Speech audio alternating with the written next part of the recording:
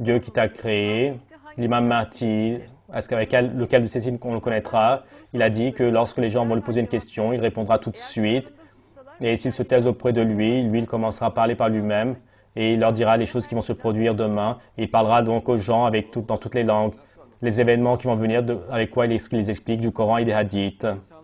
Avec les gens, relis encore une fois, oui, bien sûr, si Dieu le veut.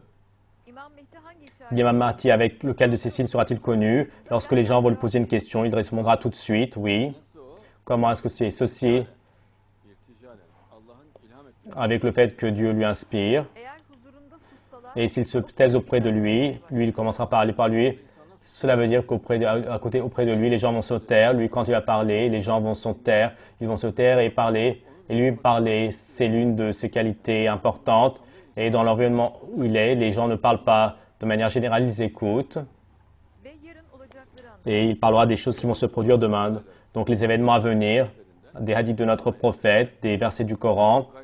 Et Dieu, donc, ce qu'a fait savoir aux prophètes, il les fait savoir. Et il parlera avec toutes les langues aux gens. Et comment est-ce qu'il parlera à toutes les langues et les gens? Et donc, son discours est traduit en même temps. Ses livres sont traduits. Et avec les gens, avec ses livres, avec son image, avec donc sa langue. Et il parle avec eux ainsi.